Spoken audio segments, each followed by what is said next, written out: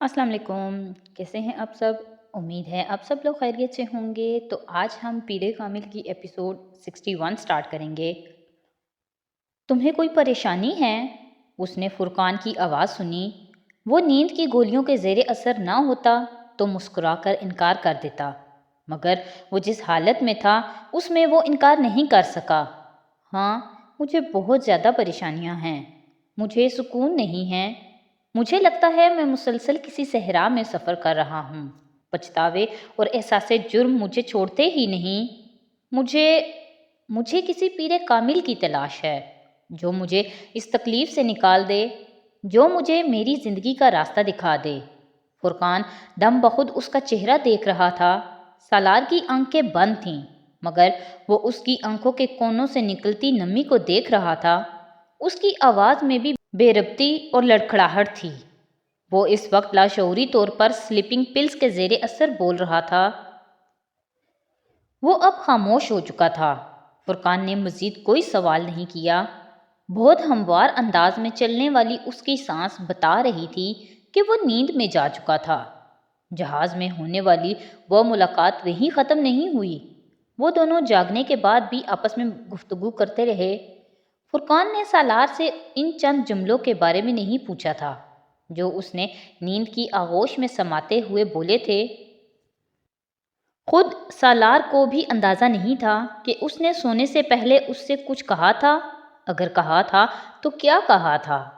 سفر ختم ہونے سے پہلے ان دونوں نے آپس میں کانٹیکٹ نمبرز اور ایڈریس کا تبادلہ کیا۔ پھر سالار نے اسے انیتا کی شادی پر انوائٹ کیا۔ فرقان نے آنے کا وعدہ کیا، مگر سالار کو اس کا یقین نہیں تھا۔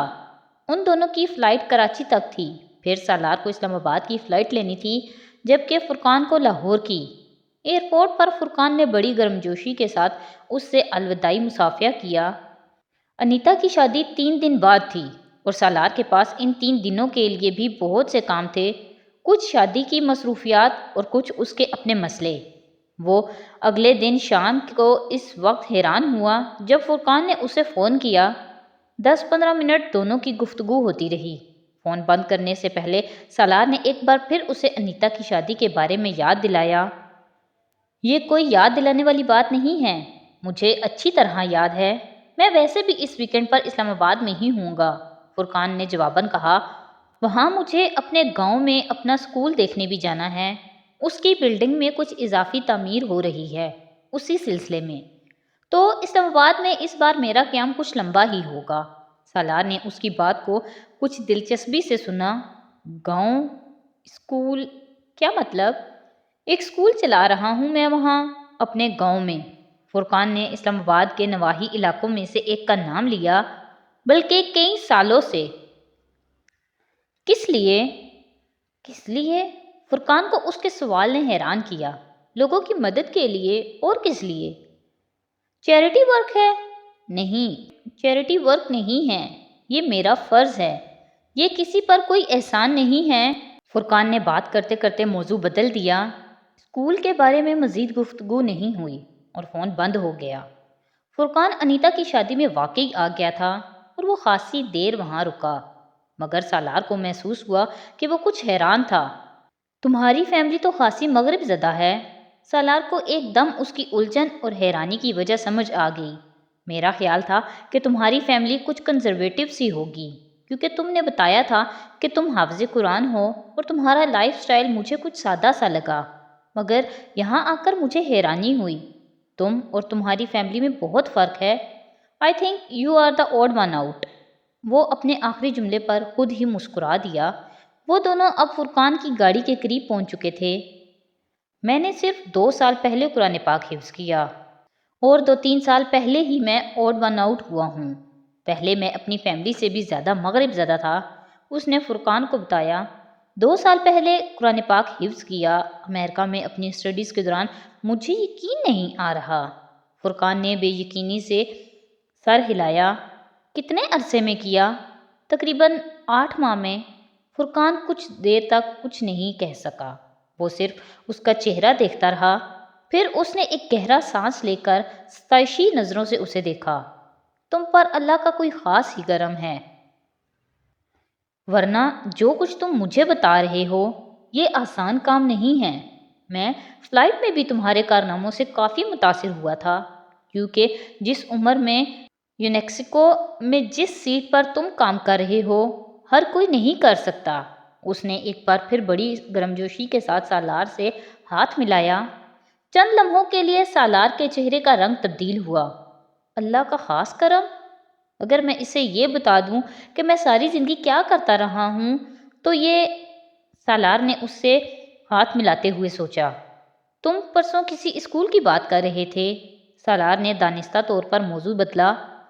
تم اسلام آباد میں نہیں رہتے؟ نہیں، میں اسلام آباد میں ہی رہتا ہوں، مگر میرا ایک گاؤں ہے، آبائی گاؤں۔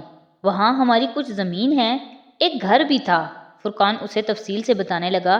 کئی سال پہلے میرے والدین اسلام آباد شفٹ ہو گئے تھے۔ میرے والد نے فیڈرل سروس سے ریٹائرمنٹ کے بعد وہاں اپنی زمینوں پر ایک اسکول بنا لیا۔ اس گاؤں میں کوئی اسکول نہیں تھا۔ انہوں نے پرائمری اسکول بنوایا تھا۔ 7-8 سال سے میں اسے دیکھ رہا ہوں۔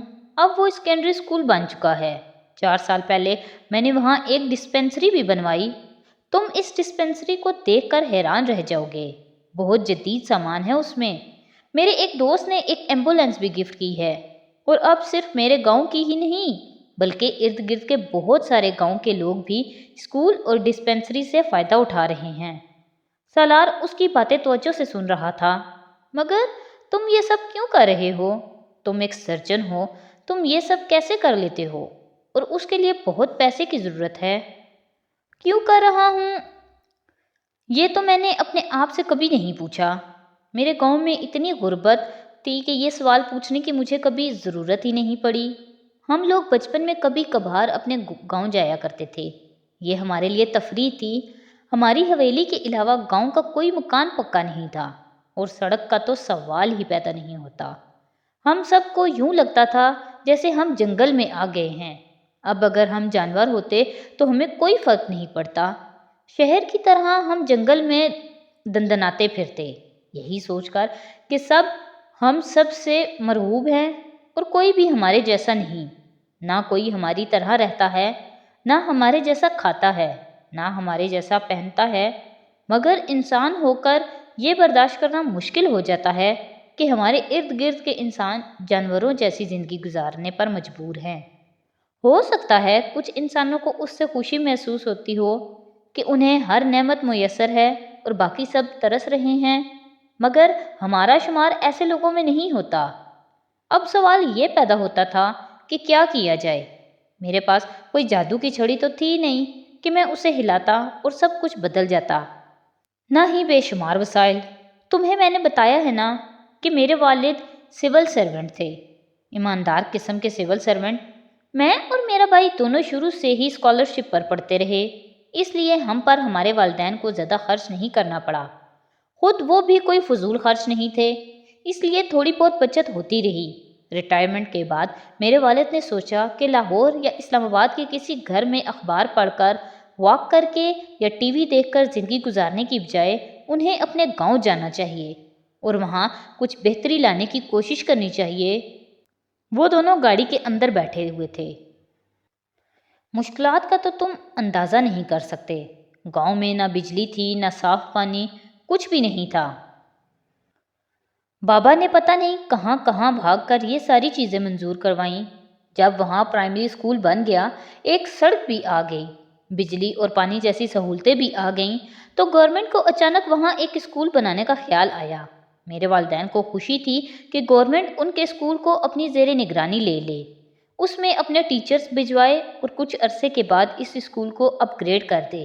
مگر محکمہ تعلیم کے ساتھ چند رابطوں میں ہی بابا کو اندازہ ہو گیا تھا کہ ایسا ہونے کی صورت میں ان کی ساری محنت پر پانی پھر جائے گا۔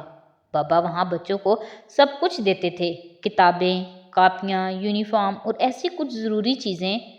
انہوں نے باقاعدہ اس کے لیے فنڈز رکھے ہوئے تھے۔ مگر تم اندازہ کر سکتے ہو کہ گورنمنٹ کے پاس چلے جانے کے بعد اس اسکول کا کیا حشر ہوتا۔ سب سے پہلے وہ فنڈز جاتے، پھر باقی سب کچھ۔ اس لیے بابا خود ہی اس اسکول کو چلاتے رہے۔ محکمہ تعلیم نے وہاں اسکول پھر بھی کھولا، مگر وہاں ایک بچہ بھی نہیں گیا۔ پھر ہار مان کر انہوں نے وہ اسکول بند کر دیا اور ہمارے اسکول کو اپ گریڈ کر دیا۔ بابا کے کچھ دوستوں نے اس سلسلے میں ان کی مدد کی، اسی طرح اس کی اپ گریڈنگ ہوتی گئی۔ میں ان دنوں لندن میں پڑھتا تھا اور میں روپے بچا بچا کر بھیجا کرتا تھا۔ ابھی بھی ہم اس کو اور ترقی دے رہے ہیں۔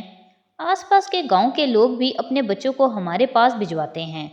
میں جب پاکستان واپس آیا تو میں نے وہاں ایک باضابطہ قسم کی ڈسپنسری قائم کی۔ گاؤں کی آبادی بھی اب بہت بڑھ گئی ہے، لیکن گاؤں میں غربت ابھی بھی مکمل طور پر ختم نہیں ہوئی۔ تعلیم سے اتنا ضرور ہوا ہے کہ گاؤں کے کچھ بچے باہر شہر میں آگے پڑھنے کے لیے جانے لگے ہیں، کچھ مختلف ہنر سیکھ رہے ہیں۔ وہ جو غربت کا ایک چکر تھا وہ ختم ہو رہا ہے۔ ان کی یہ نسلیں نہیں تو اگلی نسلیں شاید تمہارے اور میرے جیسے تعلیمی اداروں سے اعلیٰ ڈگریز لے کر نکلیں۔ کون کہہ سکتا ہے؟ وہ مسکراتے ہوئے بولا۔ میں ہر ماہ ایک ویکنڈ پر گاؤں جاتا ہوں۔ وہاں 2 کمپاؤنڈز ہیں مگر کوئی ڈاکٹر نہیں ہے۔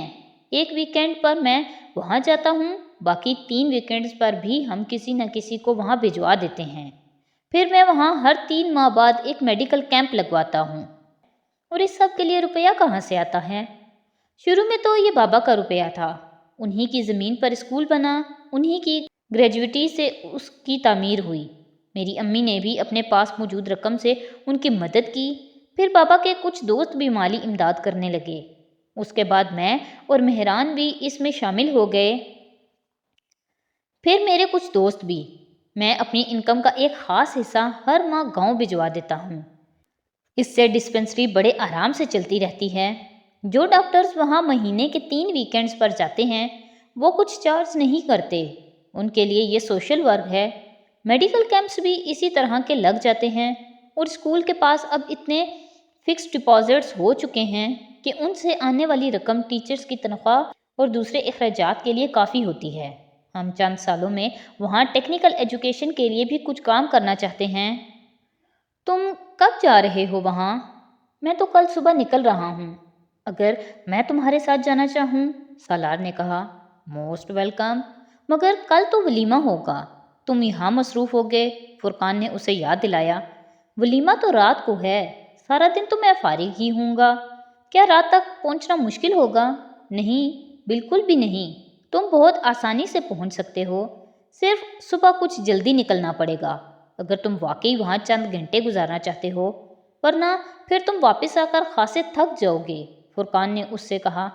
میں نہیں تھکوں گا، میں یونیسیف کی ٹیمز کے ساتھ کیسے کیسے علاقوں میں سفر کرتا ہوں، تمہیں اس کا اندازہ نہیں ہو سکتا۔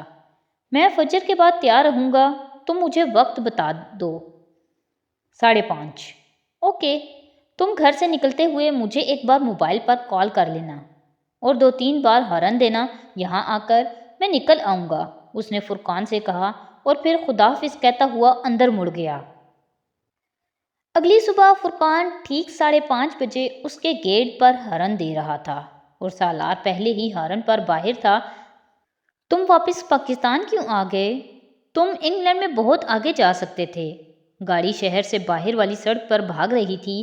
انہیں سفر کرتے آدھا گھنٹہ ہو گیا تھا جب سالار سے اچانک اس نے پوچھا، انگلینڈ کو میری ضرورت نہیں تھی، پاکستان کو تھی، اس لیے میں پاکستان آ گیا، فرقان نے بڑے نارمل انداز میں کہا۔ وہاں ایک ڈاکٹر فرقان کے نہ ہونے سے کوئی فرق نہیں پڑتا، یہاں ایک ڈاکٹر فرقان کے نہ ہونے سے بہت فرق پڑ جاتا۔ یہاں میری خدمات کی ضرورت ہے، اس نے آخری جملے پر زور دیتے ہوئے کہا۔ مگر وہاں اتنے سالوں میں تم بہت آگے جا سکتے تھے، پھر پروفیشنلی بھی تم بہت کچھ سیکھتے، فائنینشلی بھی تم اس پروجیکٹ کے لیے زیادہ روپیہ حاصل کر سکتے تھے جو تم نے شروع کیا ہوا ہے۔ آفٹر آل پاکستان میں تم اتنے کامیاب نہیں ہو سکتے، سالار نے کہا۔ اگر کامیابی سے تمہاری مراد پاؤنڈز کی تعداد اور سہولتوں سے ہے تو ہاں، دونوں جگہوں کا کوئی مقابلہ نہیں ہے، لیکن اگر تمہارا اشارہ علاج کی طرف ہے تو میں یہاں زیادہ لوگوں کو زندگی بانٹ رہا ہوں۔ جو اطمینان ڈاکٹر اپنے صحت یاب ہونے والے مریض کو دیکھ کر حاصل کرتا ہے، تم اس کا اندازہ نہیں کر سکتے۔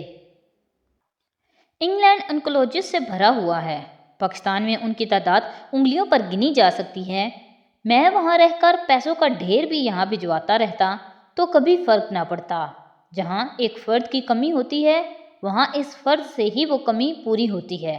روپیہ یا دوسری کوئی چیز اس کی جگہ نہیں لے سکتا۔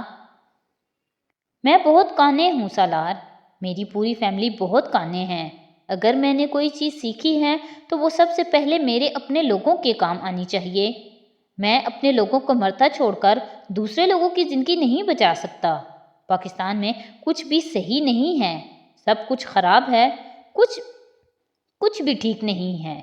سہولتوں سے خالی ہاسپٹلز اور حد سے زیادہ برا اور کرپٹ ہیلتھ سسٹم۔ جس برائی اور خامی کا سوچو وہ یہاں ہے، مگر میں اس جگہ کو نہیں چھوڑ سکتا۔ اگر میرے ہاتھ میں شفا ہے تو پھر سب سے پہلے یہ شفا میرے اپنے لوگوں کے حصے میں آنی چاہیے۔ سالار بہت دیر تک کچھ نہیں بول سکا۔ گاڑی میں یکدم خاموشی چھا گئی تھی۔